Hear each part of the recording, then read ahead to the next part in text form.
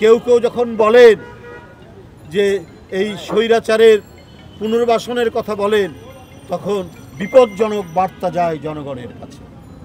যখন কোনো উপদেষ্টা বলেন যে তাদেরকে নিজেদের ঘর গুছানোর জন্য, তখন সেটি অত্যন্ত বিপজ্জনক বার্তা যায়। যারা এতদিন গুম খুন আর আয়না ঘরের সংস্কৃতি তৈরি করেছিল, তারা যদি পুনর্বাসন হয় তাহলে এই দেশে আর মানুষ বসবাস করতে পারবে না।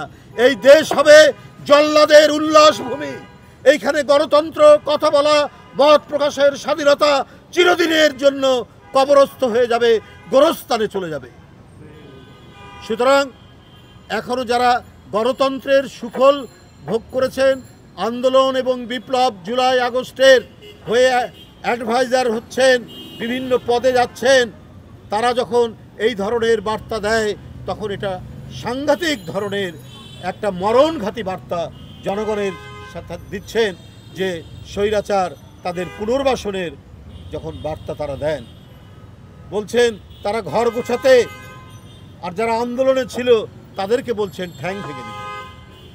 তো এটা তো হতে পারে না।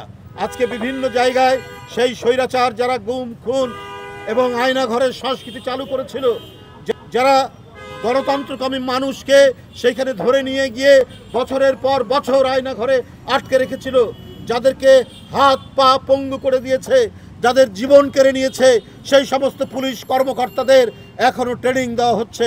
কাউকে গুলিস্তানে, কাউকে গুলশানে, কাউকে মিরপুরে, কাউকে আজিমপুরে, সেই সমস্ত ঘাপটি মরে তাদেরকে রাখা হচ্ছে।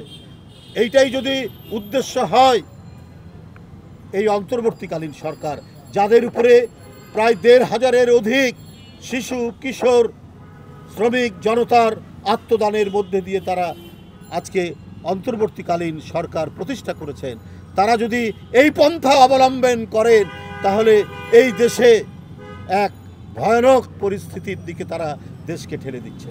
এই দেশের মানুষের জানমালের নিরাপত্তাকে একবারই তারা অনিশ্চিত করে ফেলছে।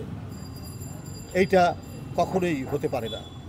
আমরা বিভিন্নভাবে দেখছি, নানা কায়দায় এই সরকার তাদেরকে পুনর্বাসন করেছে। আমি কালকেও বলেছি, আজকেও বলি, একজন রাষ্ট্রদূত কাতারে ছিলেন, তিনি কাতারের কারো যদি ভিসার মেয়াদ শেষ হতো, সেটাকে তিনি রিনিউ করতেন না, নবায়ন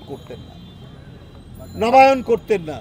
তিনি খবর নিতেন যে এই লোকগুলো, কারণ মধ্যপ্রাচ্যে যারা থাকেন তারা অধিকাংশই বিএনপির সমর্থক, তাদেরকে তিনি নানাভাবে হয়রানি করেছেন, তাদের নবায়ন করতো না, যাতে কাতার সরকার তাদেরকে জোর করে পাঠিয়ে দেয়। সেই লোককে পররাষ্ট্র মন্ত্রণালয়ের সচিব করা হয়েছে। তাহলে আজকে অন্তর্বর্তীকালীন সরকার কাদেরকে পুনর্বাসন করছে? কাদেরকে? যারা জনগণের সাথে বিশ্বাসঘাতকতা করেছে, যারা শহীদের লাশকে আজকে অপবিত্র করছে, যাদের আত্মদান এবং রক্তকে যারা বৃদ্ধাঙ্গুলি দেখাচ্ছে, এই অন্তর্বর্তীকালীন সরকারের প্রধান, আমরা যাদেরকে শ্রদ্ধা করি, যাকে শ্রদ্ধা করি, ডক্টর মোহাম্মদ ইউনূস সাহেব, তাকে তো এই বিষয়গুলি দেখতে হবে। তার প্রতি জনগণের যে আস্থা, সেই আস্থার যাতে ফলপ্রসূ হয়, সেটা তো তাকে দেখতে হবে। কারা এই পররাষ্ট্র সচিব বানাচ্ছে সেই কাতারের রাষ্ট্রদূতকে?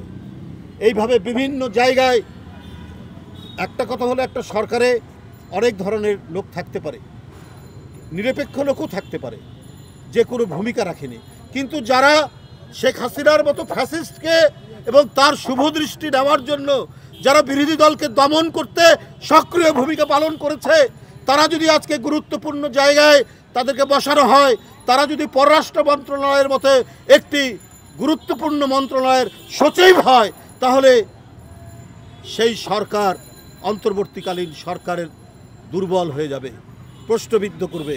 কারণ এরা কোনোদিনই গণতন্ত্রের পথে অভিযাত্রার যে কাজগুলি বাকি আছে, অবাধ সুষ্ঠু নির্বাচন এখনো হয়নি, এখনো আইনের শাসন প্রতিষ্ঠা করার জন্য যে সমস্ত আইন কানুন দরকার, সেগুলো এখনো করা হয়নি।